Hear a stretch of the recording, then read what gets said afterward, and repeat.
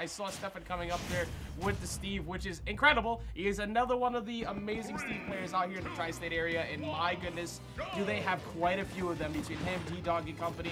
But when it comes to Jakal, Jakal at least has enough patience to deal with this type of playstyle. Maybe if he can survive past the first 10 seconds. Yeah, no, Jakal is usually one of those more patient players who can really, you know, find a way to capitalize on playing against Steve. Like Steve counterplay. I mean, especially in the region that he's in, you kind of need to have some strong Steve counterplay. You know, you got Steffen alone, D-Dog as well. That's a couple of like really solid Steve. So, I mean, if anybody here is going to have good practice, Jakal's 100% that guy. Exactly. Like, you have to know how to do it at this point. We've seen the rise of D-Dog lately, getting 4th on the recent PR, and it's something that we're going to have to learn as time goes on, because this character is very strong, but if you could deal with the startup of not only minecart, but where they like to go, that full hop range, that's a good way to get the stock. As we can see right here, Jakal getting right into the grab, up throw, trying to put on some of that damage there, but fortunately, right now, Steffen, even though they're down a stock, is doing a pretty decent job of staying elusive, and the Acme Corporation not going to be able to close out the stock there. Yeah, that move is so good because Wolf wants to grab all the time. He wants to go for up smashes out of shield. So what do? You bait that by dropping an entire anvil on top of their damn head. Now you get almost covers the roll in. This is actually pretty dangerous windows for Steffen because he's got 116%. And if he can get the fair to back out right now, he's probably dead. Yeah, okay. Well, right now it's just a matter of getting back to stage. The Wolf Laser, one of the most prominent projectiles in this game, man. It's just so good. And a huge punish right there. Beautiful stuff from Jakal. I'm actually very surprised that that ended up working out the way that that did, because it looked like he was going to get scooped up by the up smash, but he ends up just getting out of range. So now 2 stocks up to 1. It's just showing exactly how much matchup experience he has. All right, well, here we go. Back onto the stage here. Yep, just going to put that block in front of him. Try to get some of those resources. Man, this is the patience of Jakal, man. This bread and butter. Just taking his time, not really wanting to force a situation further than he really needs to. And again, trying to get the Acme Corporation popping off, but the anvil not going to do anything. And we might be seeing a 3 stock here. Oh, wait, I might have spoken too soon. Now he'll make it back. All right, good recovery, actually. Wow, going above the block. It's insane how consistent he is on his recovery. He's able to get around a lot of what's going on here. Like, this is Steve, who can steal stocks at 0, like right now, so Jakal's got to be careful. It could happen. It could be a double spike if he catches him. Goes underneath, forces him to have to go up, but because he got a hitbox on that, he was able to get through. But there we go, the minecart coming out, and this is where Steve starts to make a lot of money when he's got those diamond tools ready to rock here. And Jakal, I'm not going to say Jakal's falling apart, but it's getting a little scary here. We're going to see the back throw. Yep, putting Steve off stage. He's trying to see what the option is going to be to get back. Yeah, Jakal just holding center stage, too. There's no reason to go too crazy here. Just hold center stage. You have to approach me eventually. And once you do, I got you with multiple KO options out of shield. I have the ability to line you up and try to get him on the air-to-air trade there with the back air, but the startup of fair or back air. It was a little quick. Caught him already. And just catching him right above on the minecart, too. He always has the position right above minecart so he can make sure he seals out the KOs. Yep, honestly, great stuff right there. Fantastic back air. And again, we're talking about the patience of Jakal. That's how you dissect a Steve. A lot of people been talking about Steve counterplay. And, you know, it's like, oh, you can't let him get resources. Well, playing patient against a Steve is a very, very big factor.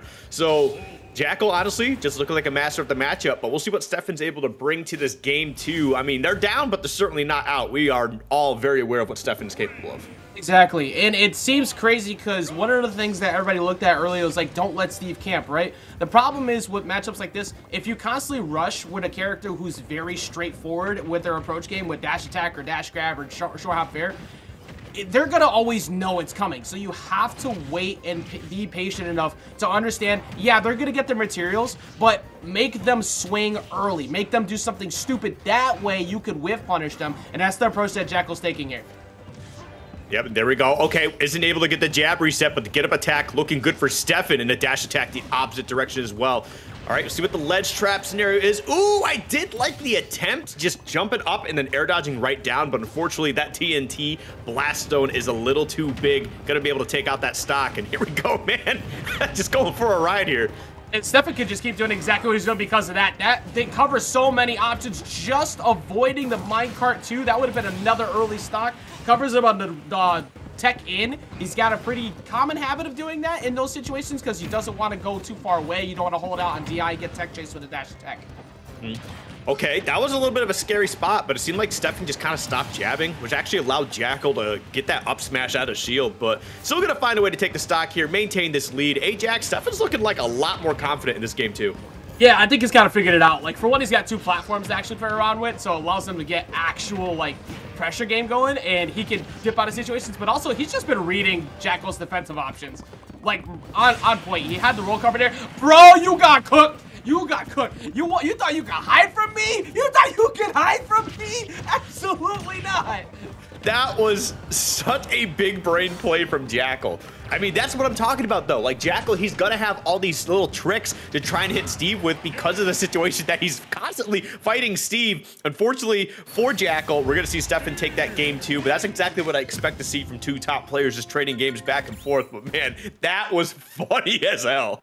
that was comedy. That was so funny. But like, that was such a good answer from Steffen to get back into the game, because you get pushed into the situation where you're getting called out on every short hop, every minecart you go for, and anytime you've tried to set up a wall, it has been immediately broken down. So in that game, you were able to take that back, you had a lead, and that proves as to why it makes it difficult for Wolf to hold forward in those situations, because it's even though Wolf has incredibly good short hop options, they're obvious, and that makes it easy to punish.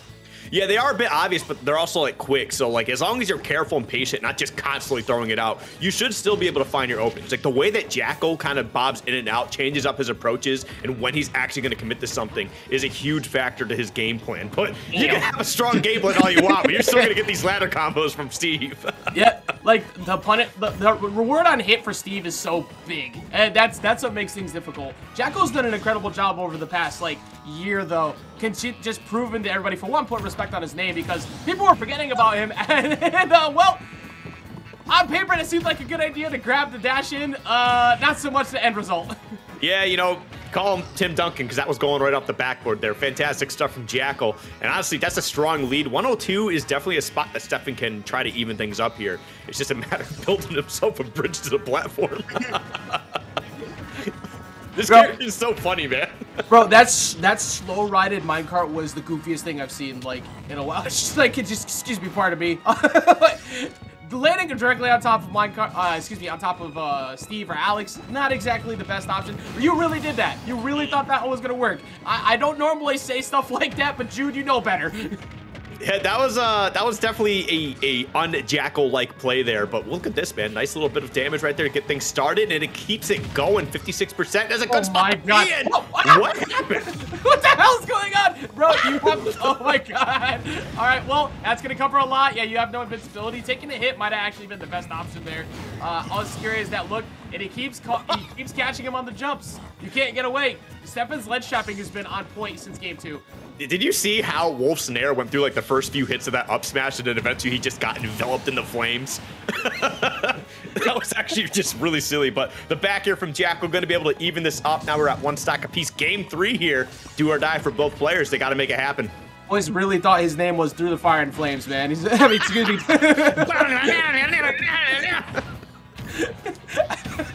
Let's go Dragon Force. Also Jakal keeps teching in, and Steffen keeps punishing for it. Like, he's always fading back with a short hop nair or a walk away jab, and he keeps catching Jakal. I think Jakal's kind of getting blown up a bit for it, but granted, he's got a large lead right now. All he needs is 1 back air, 1 good call at the ledge.